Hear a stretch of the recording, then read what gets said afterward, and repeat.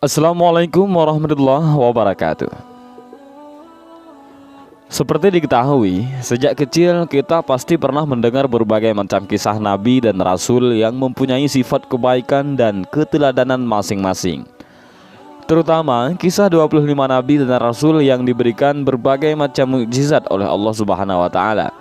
Mulai dari Nabi Adam sebagai khalifah pertama hingga Nabi Muhammad SAW sebagai nabi penutup ataupun juga disebut sebagai khatamun nabiyun.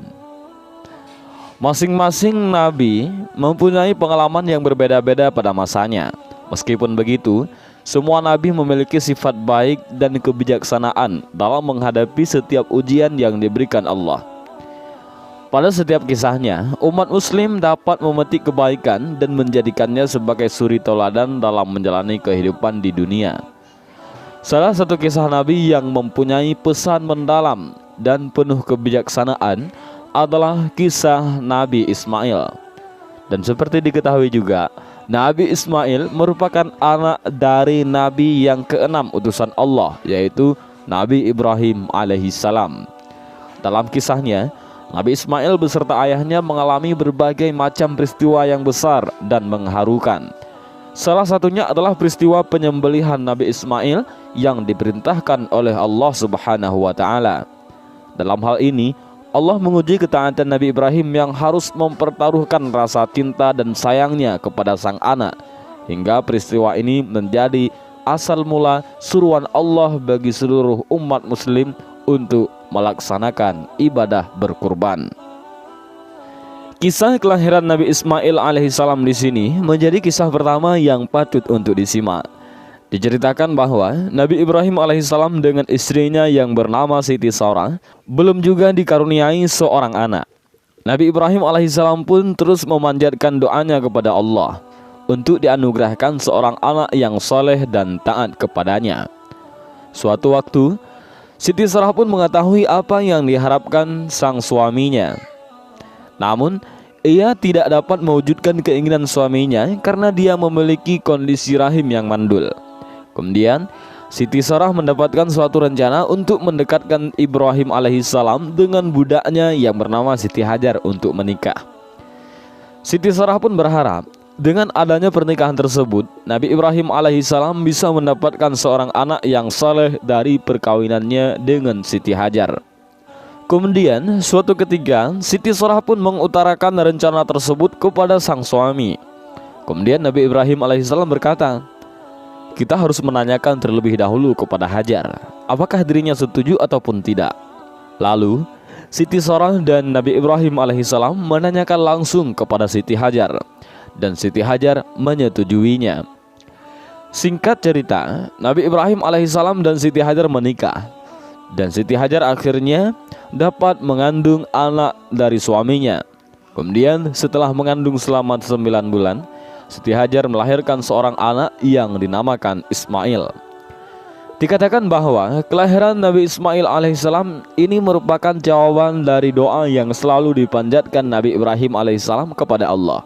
Bukan tanpa alasan, ternyata istri dari Nabi Ibrahim alaihissalam mempunyai kondisi rahim yang mandul sehingga dirinya tidak dapat mengandung seorang anak. Beberapa waktu setelah kelahiran Ismail, Allah memerintahkan Nabi Ibrahim alaihissalam untuk pergi membawa Siti Hajar dan anaknya ke Mekah. Tanpa berpikir lama, Nabi Ibrahim alaihissalam memenuhi perintah Allah tersebut dengan membawa Siti Hajar dan Ismail pergi melewati gurun dan berhenti di dekat tempat yang saat ini berdiri bangunan Ka'bah. Tidak lama setelah sampai di sana, Nabi Ibrahim alaihissalam kemudian pergi meninggalkan Siti Hajar dan Ismail di tempat tersebut untuk kembali ke Syam.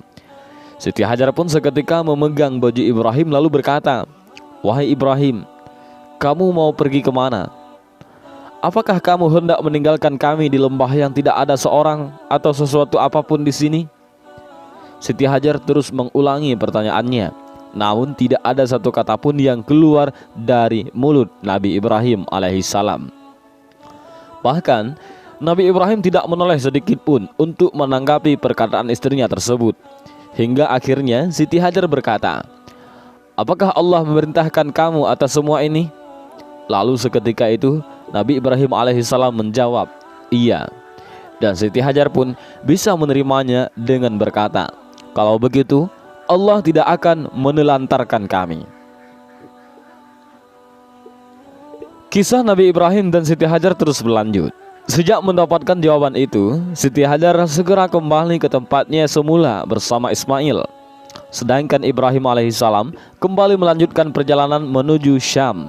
Dalam perjalanannya, Nabi Ibrahim alaihissalam kemudian menghadap Ka'bah dan mengangkat kedua tangannya lalu berdoa kepada Allah, "Ya Tuhan kami, sesungguhnya aku telah menempatkan sebahagian keturunanku di lembah yang tidak mempunyai tanaman di dekat rumah Engkau yang dihormati.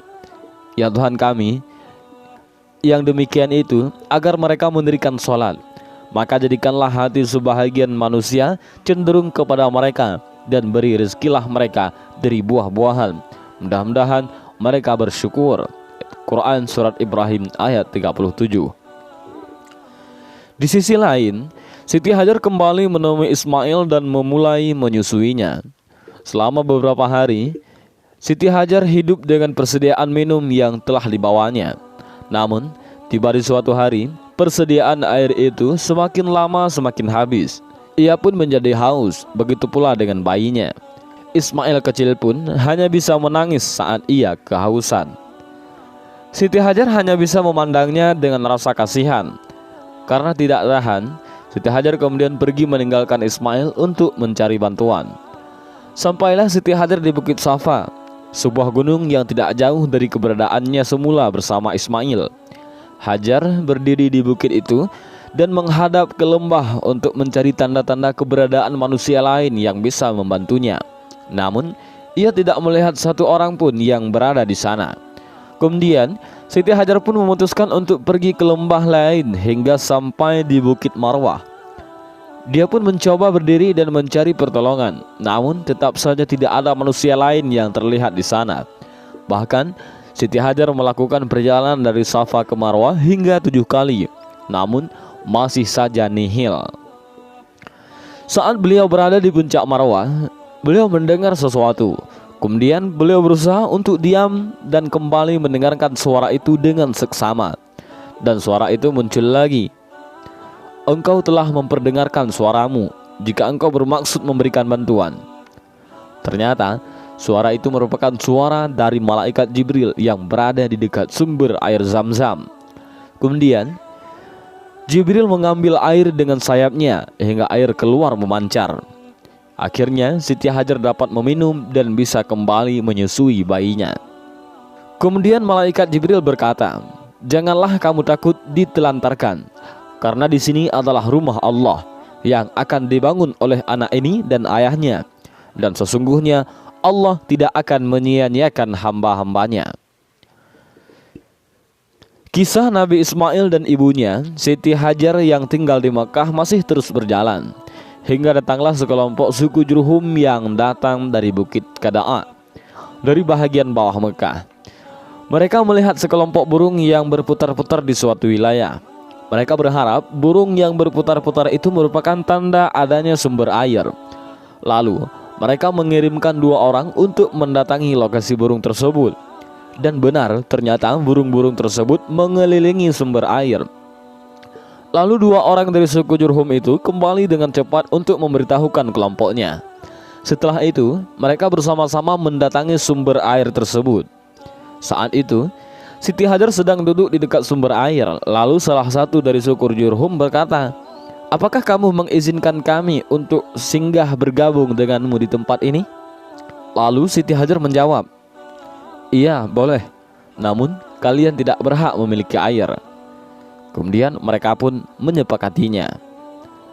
Siti Hajar pun senang dengan keberadaan keluarga Jurhum. Dirinya tidak merasa kesepian lagi, dan mereka pun tinggal bersama dengan rukun. Bahkan Ismail mulai belajar bahasa Arab dari keluarga Jurhum itu. Nabi Ismail tumbuh menjadi anak yang pintar dan berakhlak mulia seperti yang telah diajarkan oleh ibunya. Hari demi hari berlalu, Ismail pun tumbuh menjadi seorang dewasa. Saat inilah ia akan bertemu dengan ayahnya, yaitu Nabi Ibrahim alaihissalam. Nabi Ibrahim alaihissalam kemudian bisa menjalani hari bersama anaknya tercinta itu. Lalu pada suatu hari, Nabi Ibrahim alaihissalam bermimpi bahwa ia menyembelih putranya, yaitu Ismail. Setelah ia bangun, ia menyadari bahwa mimpi itu merupakan petunjuk dari Allah.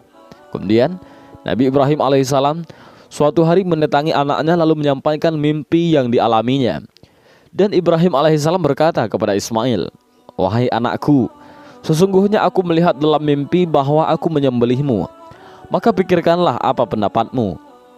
Ismail menjawab, "Wahai ayahku, kerjakanlah apa yang diperintahkan kepadamu. Insya Allah kamu akan mendapatiku termasuk orang-orang yang sabar." Al-Quran Surat As-Saff ayat 102. Kemudian Nabi Ibrahim alaihissalam pun membawa Ismail ke Mina. Setelah sampai di sana, Ibrahim alaihissalam mengikat kain di atas muka anaknya agar ia tidak dapat melihat raut wajah sang anak yang bisa membuatnya terharu. Keduanya pun telah memperserahkan diri dan menyerahkan dirinya kepada Allah. Setelah itu, Nabi Ibrahim alaihissalam mendengar seruan Allah, "Wahai Ibrahim, sesungguhnya kamu telah membenarkan mimpi itu. Sesungguhnya demikianlah kami memberi balasan kepada orang-orang yang berbuat baik. Sesungguhnya ini benar-benar sesuatu ujian yang nyata." Tidak lama setelah itu, malaikat Jibril membawa kambing besar dan meletakkannya sebagai pengganti Ismail yang akan disembelih. Dari peristiwa inilah kemudian turun perintah Allah bagi seluruh umat muslim untuk menunaikan kewajiban berkurban. Perintah Allah Subhanahu wa taala agar Nabi Ibrahim alaihissalam mengorbankan anaknya adalah simbol mengorbankan apa yang paling dicintai untuk Tuhan. Nabi Ibrahim alaihissalam pun melakukannya. Nabi Muhammad SAW melanjutkannya, mengabdikannya dalam syariatnya. Saking pentingnya berkurban ini, Rasulullah pun memperingatkan dengan keras umatnya yang mampu namun tidak melakukannya. Barang siapa yang berkelapangan harta namun tidak mau berkurban, maka jangan sekali-kali mendekati tempat sholat kami. Dan inilah sedikit kisah Nabi Ibrahim alaihissalam dan Nabi Ismail alaihissalam, yaitu awal mula syariatnya berkurban. Dan mudah-mudahan video ini bermanfaat. Wallahu a'lam bishawab. Assalamualaikum warahmatullahi wabarakatuh.